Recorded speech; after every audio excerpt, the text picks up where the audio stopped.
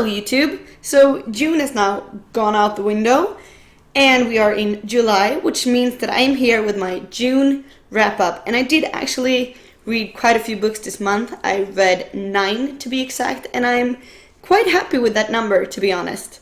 But yeah, let's just dive straight into it. The first book I read this month was Shatter Me by Tahira Mafi, and I have this really ugly library edition binding thing because this cover isn't available on the real hardback because the publishing companies hate us and they don't want our bookshelves to match, basically. But yeah, the book itself, I'm probably kind of late to this train. Everybody already read it, everybody already loved it, but it's amazing. I mean, oh my god, it's a YA dystopian, and if you for some reason don't know, it's about this girl. Her skin is literally lethal, so if you touch her you will die, and the story is about her trying to fight for her right to decide what she wants to do with herself, to be free basically, and the government trying to use her as a weapon. And it's a great story. This is only the first book, it's a trilogy. I don't own the rest of them yet, but they are on their way, so I will finish this trilogy this month hopefully, but I will be really busy this month, so maybe next month, but I can't wait to see where the story goes. I gave this book 4 out of 5 stars. Then I read the Unbound by Victoria Schwab. This is the sequel to the Archived, and right now it's a duology, but I hope it will be a trilogy because I really want to know his name. Don't we all want to know his name? But yeah, I'm not going to talk much about this book specifically because it's a sequel and I don't want to spoil anyone.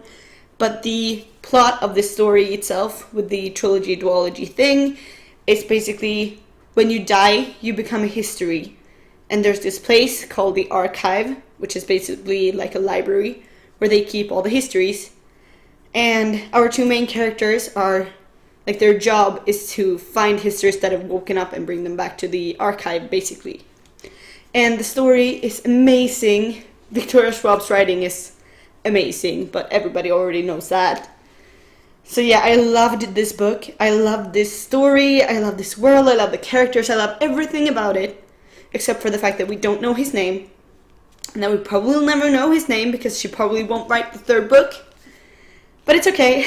The story is amazing and I gave it 4 out of 5 stars. The next book that I read was Why We Broke Up by Daniel Handler. And I know everybody loves this book. Everybody loves Daniel Handler. But I wasn't enjoying it. I did not like this story.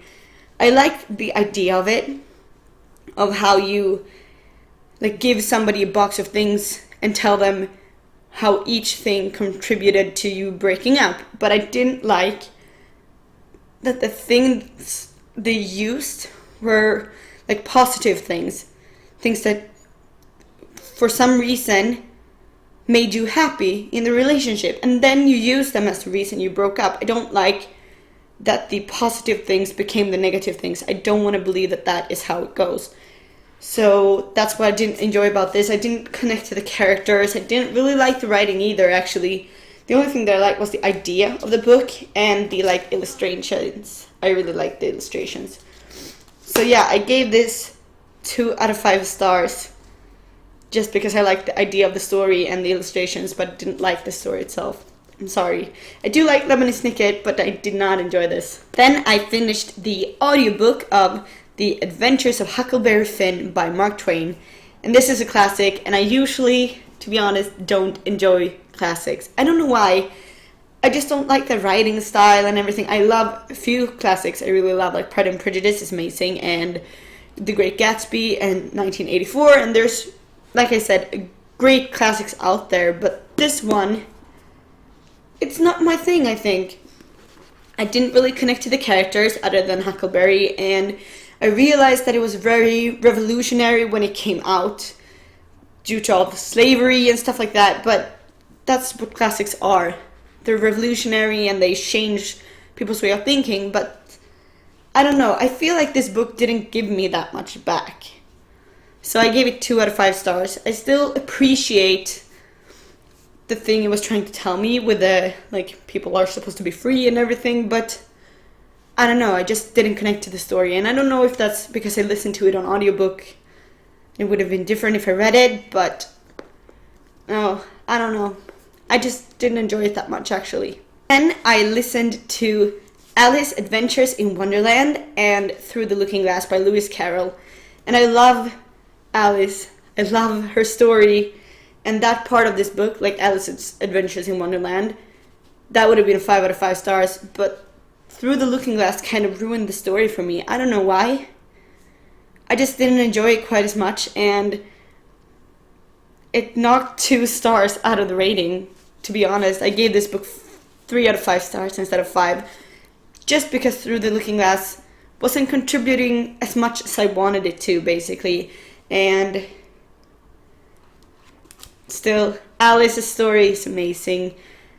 How things are never what they seem, and how everything is possible, and everything is amazing and wonderful, and your imagination is what matters, basically. And so I loved that part of the story, but I did not enjoy the ending part of this book. Unfortunately, it wasn't bad, it's still a great story, but I liked Alice's first story better than Through the Looking Glass, and I think this book would have been better without that part, basically.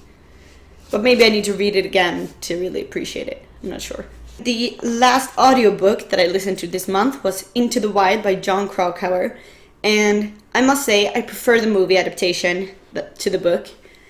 But with the book, you get a lot of backstory. You get to know more about his life before he leaves for Alaska. And you get to know a lot more about why things ended up the way they did. Like why it happened the way it did. And what would have happened if things would have gone differently. Would he have survived? Would he have made it home? Would he have still died? Sorry, spoiler alert. But the movie is more like focused on the travel and exploring part of the story. And that's what I really enjoyed. The feeling of freedom, and that you can go anywhere and you can do anything and you don't need money. You just need to want it. And that's what the movie gives me, and that wasn't as big of a part in the book as it is in the movie, so that's probably why I prefer the movie adaptation. But the book was still great. I gave it 3 out of 5 stars. It's enjoyable, but I think that it was good that I listened to this on audiobook, because I do not think that I would have read the whole story, like sit down and read it. It would probably put me in a reading slump, because it's kind of slow going at points. But it's still a great story, and if you haven't seen the film, watch the film. If you haven't read the book, read the book. And I read Half Wild by Sally Green. This is the sequel to Half Bad, and it's about the world where there are witches, basically. And we follow Nathan, who's a half white, half black witch, and he's trying to find out if he's more white or more black, which side of him is prominent, what he wants to be, if he wants to do good or if he wants to do bad, or if sometimes maybe those things are the same. And he's being hunted, basically, and the white witch community is hunting the black witch community, and the story is about the black witches and white witches coming together to try to fight back. Basically, the government and everything is corrupt, like they always are in the YA books. And this story is really different than what I imagined when I started it, but it is really, really good. I can't wait for the 3rd book in the trilogy to see what happens with Nathan and everybody. And if you haven't read this story, you should. It's amazing. I gave this book 4 out of 5 stars. Then I read Sputnik Sweetheart by Haruki Murakami, and this is the Swedish edition, because I figured since the original is in Japanese, I might as well read the Swedish translation instead of the English one. But I enjoyed this book a lot. It's like his writing is very special. If you haven't read a book by him, you should. He's weird, really weird. He writes in different dimensions, and you're not really sure if it's real or not, but it's still not sci-fi. It's like contemporary, but with sci-fi elements that don't really feel like sci-fi elements. They feel more like reality when you think that there might be like ghosts and stuff. So it's more real life, I think, and his writing is amazing. The books are great. I did not enjoy this book as much as I enjoyed After Dark that I read. That's my favorite book by him. It's amazing, but this book is still great. I gave it 3 out of 5 stars. And it's really hard to explain what it's about, so I'm not even gonna try. Just, if you like this feeling of reality when you read it, like you're trying to figure out if there is a different dimension, if it's possible even, and it's not the sci-fi element like in YA books, it's more like reality, like I said, then you should read this book. It's weird and quirky and funny and loving and beautiful and amazing. So just pick up a book by him and you will see what I mean. They're great.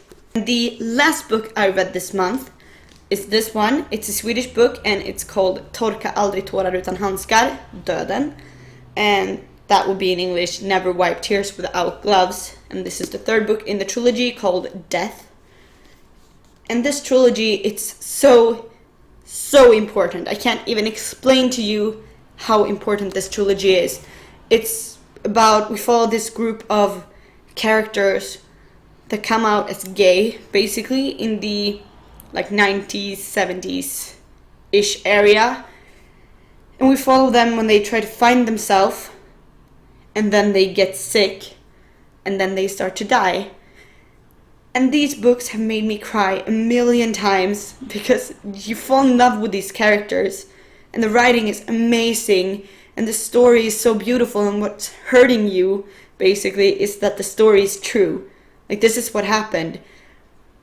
A lot of homosexual people were getting HIV and AIDS, and the only people that even cared about it was their friends that were also getting HIV and AIDS, and they were all dying together, and nobody really wanted them because the sickness itself was looked at as the plague, basically.